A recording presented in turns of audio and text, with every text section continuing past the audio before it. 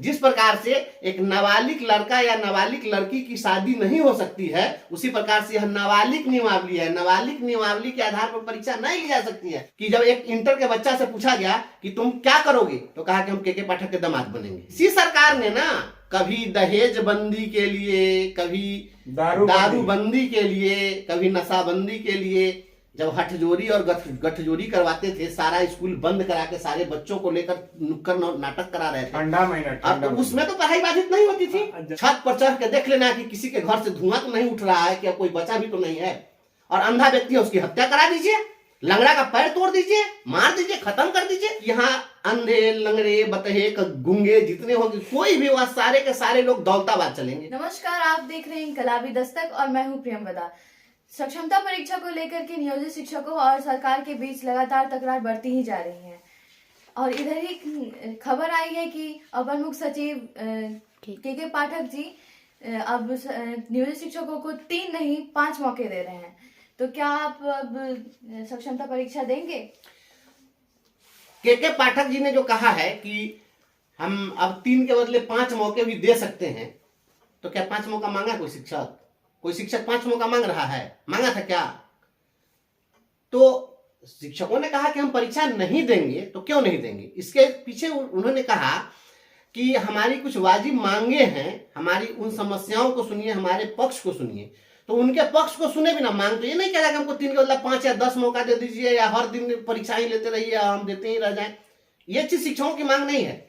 शिक्षकों के अपने तर्क है इस परीक्षा के विषय में कि आखिर ये परीक्षा क्यों और कैसे, इस परीक्षा की वैधानिकता क्या है। सवाल परीक्षा की वैधानिकता का है। जो विशिष्ट शिक्षक नियमावली बनाई गई है, इस विशिष्ट शिक्षक नियमावली की कंडिका 3 में यह कहा गया है कि जो शिक्षक परीक्षा में शामिल नहीं होंगे अथवा 3 प्रयास में अनुत्तीर्ण रहेंगे, वे सभी लोग स्थानीय निकाय शिक्षक बने रहेंगे। कंडिका 3 में कहा गया कि परीक्षा दें, पास करें, नहीं करें, वो स्थानीय शिक्षक बने, स्थानीय निकाय के शिक्षक बने रहेंगे।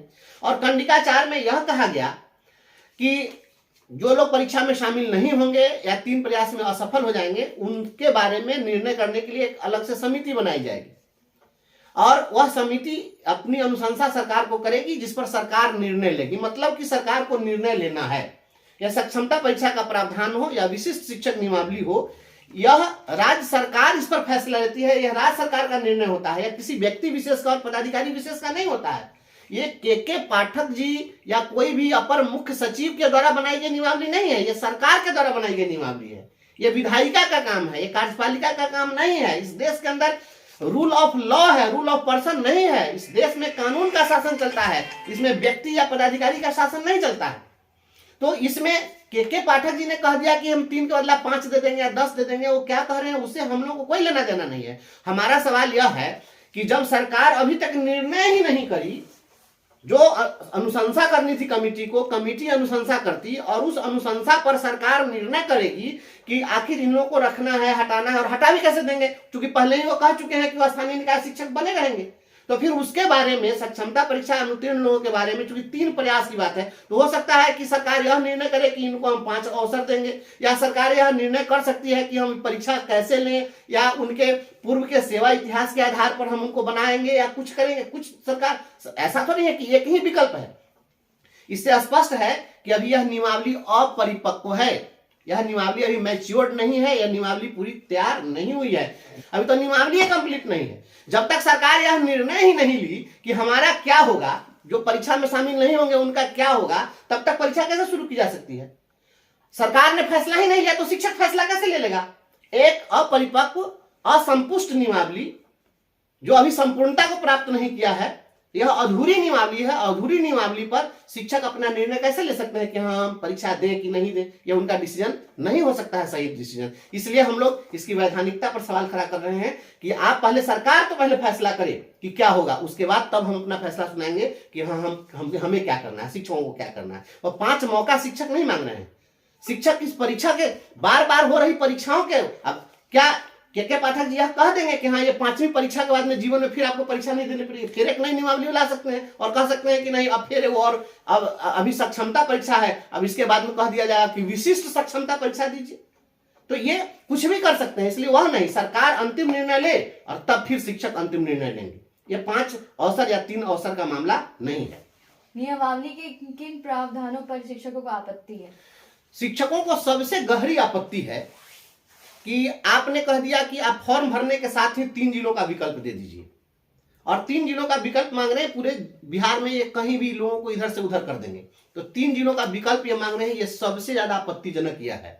हम आपको बताना चाहते हैं कि दिल्ली सल्तनत का जब हम लोग इतिहास पढ़ते हैं तो दिल्ली सल्तनत के इतिहास में आता है मोहम्मद बिन तुगलक का नाम। और मैं हम मोहम्मद बिन तुगलक, देखिए ये दिल्ली सल्तनत से संबंधित एक किताब है हमारे हाथ में। इस किताब में लिखा है दिल्ली सल्तनत के बारे में कि दिल्ली सल्तनत में एक शासक हुआ जिसका नाम था मोहम्मद बिन तुगलक। यह 1325 ईस्वी में यह शासक हुआ, और इसने कहा कि दिल्ली में जो दिल्ली सल्तनत की राजधानी थी उस राजधानी को दौलताबाद स्थानांतरित कर दिया जाए। और उसने कहा सभी लोगों को कि राजधानी परिवर्तन करना है, और उसने कहा कि सभी को लेकर के चलिए, बताइए दिल्ली से दौलताबाद जाना था। दौलताबाद कहाँ पड़ता है? वर्तमान में औरंगाबाद का इलाका पड़ेगा, मध्य प्रदेश, और वहां जाना था। 1200-1500 किलोमीटर की दूरी है दिल्ली से, और इतनी दूरी तय करना था। अंधे जा सकते थे वहां क्या? लंगड़े जा सकते थे क्या? तो इसमें लिखा हुआ है, मैं आपको पढ़ के सुनाता हूं। इसमें लिखा है कि निर्णय करने के उपरांत सुल्तान ने राजधानी परिवर्तन की आज्ञा दी और पुरुषों, स्त्रियों तथा बच्चों, दिल्ली के सभी नागरिकों को अपने सामान सहित दौलताबाद के लिए प्रस्थान करने का आदेश दिया। लोग दिल्ली को छोड़ना नहीं चाहते थे क्योंकि दीर्घ संपर्क के कारण उनसे उनका अनुराग था, किंतु मोहम्मद सभी निवासियों को अपने साथ ले जाने पर तुला हुआ था। इब्न बतूता लिखता है कि उसने समस्त नगर की तलाशी लेने की आज्ञा दी। एक अंधा और एक लंगड़ा मिले जो दौलताबाद जाने के लिए तैयार नहीं थे। कहा जाता है कि लंगड़े आदमी का वध करवा दिया गया और अंधे को दौलताबाद तक घसीटा गया। परिणाम यह हुआ कि उसकी केवल एक टांग ही नई राजधानी तक पहुंच सकी। सुल्तान ने अपने महलों के ऊपर से उजर नगर पर दृष्टिपात किया, और जब उसने देखा कि किसी भी मकान के रसोई घर अथवा चिमनी से धुआं नहीं आ रहा है तो उसे बहुत संतोष हुआ। अब बताइए, क्या ये दिल्ली से दौलताबाद राजधानी परिवर्तन करना है? अंधा, बता, लंगड़ा, बीमार, सबका स्थानांतरण कर दीजिएगा। जितनी भी नियमावली बनी आज तक, किसी भी नियमावली में, किसी भी राज्यकर्मी के नियमावली में ऐसा प्रावधान नहीं बना। उसमें भी महिलाओं के लिए, दिव्यांगों के लिए, जिनके आश्रित निःशक्त हैं, गंभीर बीमारी से जूझ रहे हैं, उनके लिए उसमें शिथिलता बरती गई। लेकिन इसमें कोई प्रोविजन, किसी के लिए कोई मर्सी नहीं है। बस आपको इस राज्य में कितने अंधे शिक्षक हैं? जो अंधे शिक्षक हैं, जो शिथिलांग शिक्षक हैं, वो कैसे जाएंगे? अंधा व्यक्ति बस पकड़ के जाएगा दूसरी जगह नौकरी करने के लिए? ये बिल्कुल इस पर गंभीर आपत्ति है कि आप दूसरी जगह स्थानांतरित मनमाने तरीके से नहीं कर सकते हैं, और इस तरीके के कोई किसी कर्मचारी के लिए नियमावली नहीं है, तो यह गंभीर आपत्तिजनक है। दूसरी बात है कि परीक्षा, जब आप कह रहे हैं कि हम परीक्षा लेना है, तो बिहार विद्यालय परीक्षा समिति हमारी परीक्षा लेने वाला कौन होता है? यह सबसे बड़ा वैधानिक सवाल है। यह सवाल है कि बिहार विद्यालय परीक्षा समिति हमारी परीक्षा कैसे ले सकता है? बिहार विद्यालय परीक्षा समिति एक एकेडमिक बोर्ड है, वह सिलेक्शन बोर्ड नहीं है। वह परीक्षाओं, शैक्षणिक परीक्षाओं को आयोजित करने के लिए बनाया गया है, वह कोई सिलेक्शन बोर्ड नहीं है। हाँ, यह होता है कि कोई पूर्व से कर्मचारी है तो उसकी विभागीय परीक्षा होती है, तो शिक्षा विभाग परीक्षा ले ले, विभागीय परीक्षा हो, लेकिन बोर्ड उसका एग्जाम कैसे ले सकता है? अगर यह विभागीय, अभी तो यह भी स्पष्ट नहीं हुआ है कि ये जो तथाकथित सक्षमता परीक्षा है, यह परीक्षा विभागीय परीक्षा है या प्रतियोगी परीक्षा है। यदि यह विभागीय परीक्षा है तो बिहार विद्यालय परीक्षा समिति कोई विभाग नहीं है जो परीक्षा ले, और यदि यह प्रतियोगी परीक्षा है तो वह कोई चयन बोर्ड नहीं है जिसके लिए वो परीक्षा लेने के लिए सक्षम है। तो बिहार बोर्ड परीक्षा यह कैसे ले सकता है? यह वैधानिक पहलू है। और आप जिस तरीके से सभी को हाँक रहे हैं कि ऐसे कर दो, वैसे कर दो, पहले भी हुआ था। जिस समय में जयप्रकाश यादव शिक्षा मंत्री थे, हम लोग उस समय में 9th-10th में पढ़ते थे, और उस समय में बड़े स्तर पर स्थानांतरण हुआ, और पूरे बिहार में इस तरह से स्थानांतरण हुआ कि पूरा हाई स्कूल चरमरा गया। सारा हाई स्कूल ऐसा चरमराया कि आज तक उसी के कारण बेपटरी हो गया। और आज आदरणीय अपर मुख्य सचिव महोदय और शिक्षा विभाग के आलाधिकारी तमाम लोगों को इस पर विचार करना चाहिए कि कैसे कैसे उदंड बच्चे होते हैं। अब जो शिक्षक जाएगा यहाँ से 200 किलोमीटर दूर जाकर अकेले में रहेगा, उसका विद्यार्थी आज के डेट में उसकी हत्या करेगा अगर उसको डांटेगा तो। पिछले दिनों इंटरव्यू आया है, देखे हैं इंटरव्यू में, सोशल मीडिया पर चला है, कल परसों आया है ना जी। एक इंटर का विद्यार्थी से पूछा कि तुम क्या करोगे, तो कहा कि 70 को गाय भैंस पालेंगे, दूध पिएंगे और पढ़ाई लिखाई करके क्या होगा। ऐसे बच्चों को फेस करना पड़ रहा है, इस चीज को समझिए। और अगर शिक्षकों का इस तरीके से आप करिएगा, शिक्षक निरीह प्राणी बन जाएगा, और निरीह प्राणी बन जाएगा तो शिक्षक को आप जब निरीह बना दीजिएगा तो नहीं होगा। शिक्षक को तार्किक रहने दीजिए और उसको तार्किक बनाने दीजिए, उसके सवालों का जवाब दीजिए। आज इन तमाम बिंदुओं पर हम लोगों ने आपत्ति दर्ज करके और एक विस्तृत ज्ञापन हम लोगों ने राज्य सरकार को दिया है। और हमारे प्रमंडलीय संगठन प्रभारी भाई लखन जी ये गए थे और जाकर के इन्होंने दिया है ज्ञापन, और पूरा एक एक चीज हमने लिखा है, सभी शिक्षकों को सोशल मीडिया पर भी हमने डाल दिया है। हमारे तमाम साथी से आग्रह है कि इसको जरूर पढ़िए, इसलिए कि आप जब पढ़ेंगे तो बहुत सारी ऐसी चीजें आपको इसमें मिलेंगी जो आपको आगे मदद करेंगी। अगर कोई सवाल जवाब करता है तो उसका आप जवाब देने में सक्षम होंगे। इसलिए हम लोगों ने दिया है सरकार को, सरकार इस पर कंसीडर करे, विचार करे, और सरकार विचार अगर करेगी तो निश्चित रूप से उन्हें लगेगा कि हमारी भी कुछ बातें हैं, हमारा भी पक्ष है। दो पक्षीय बात होनी चाहिए, एक पक्षीय नहीं होना चाहिए कि उन्होंने जो कह दिया वही सही है। अरे हमारे भी दर्द को तो कोई सुनिए, कोई समझिए। 13 तारीख को पटना में प्रदर्शन होना है। सरकार कह रही है कि विधि व्यवस्था की समस्या खड़ी होगी, पढ़ाई बाधित होगी। ऐसे में आपका क्या कहना है? बहुत अच्छी बात है, यह बहुत अच्छा सवाल है। और आम आवाम के लोग भी कुछ जुमलेबाजी होती रहती है तो उसको लोग आनंदित होते रहते हैं उससे। पढ़ाई बाधित होगी, बहुत अच्छी बात है। पढ़ाई की इतनी ही चिंता है तो जिस समय में हथजोरी और गठजोरी करवा रहे थे उस समय पढ़ाई बाधित नहीं हुई। यह बहुत बड़ा सवाल है, इसका भी जवाब सरकार को दे देना चाहिए। 3-4 बार ऐसा हुआ। जनगणना में भी तो जनगणना होती है तो उसमें तो पढ़ाई बाधित नहीं होती है। ये जिस तरीके इलेक्शन होता है उसमें तो पढ़ाई बाधित नहीं होती है, और इसमें पढ़ाई कैसे बाधित हो जाएगी और विधि व्यवस्था की समस्या कैसे खड़ी हो जाएगी? ये बच्चा के जन्म लेने से पहले ही समझ गया कि बेटा होगा कि बेटी, ये कैसे समझ गए? ये कैसे जान गया कि विधि व्यवस्था की समस्या खड़ी हो जाएगी? विधि व्यवस्था की शिक्षक विधि व्यवस्था की समस्या खड़ी करते हैं या नहीं करते हैं? विधि व्यवस्था की समस्या क्यों खड़ी करते? ये लोकतांत्रिक व्यवस्था है। लोकतंत्र में धरना प्रदर्शन अभिव्यक्ति का एक माध्यम है। धरना प्रदर्शन कोई सरकार से हमारा कोई युद्ध नहीं है, सरकार हमारी है, हम सरकार के हैं। ये लोकतांत्रिक व्यवस्था है, जनता का, जनता के द्वारा और जनता के लिए किया गया शासन ही लोकतंत्र होता है ना? तो ये हम अपनी बात कहते हैं, वो बात कहने का तरीका है आंदोलन और धरना प्रदर्शन, नहीं कि सरकार का विरोध है। सरकार अगर समझती है इस तरह से तो उनको डेमोक्रेसी की परिभाषा को समझनी चाहिए।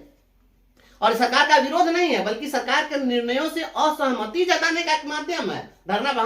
हम तो असहमत हो ही सकते हैं, ऐसा कोई जरूरी है कि सरकार ने जो कह दिया उसी को सारे लोग, उसी में लोग सहमत हो जाए, ऐसा नहीं हो सकता है। उसमें असहमति हो सकती है, यह हमारी असहमति है। तो विधि व्यवस्था की कोई समस्या नहीं है। पढ़ाई लिखाई, आज तक पटना के आंदोलन में जब भी आंदोलन होता है तो क्या 50,000 से ज्यादा शिक्षक पहुंचते हैं? नहीं पहुंचते हैं। 10,000, 5,000, 20,000, 25,000, 30,000 शिक्षक पहुंचते हैं।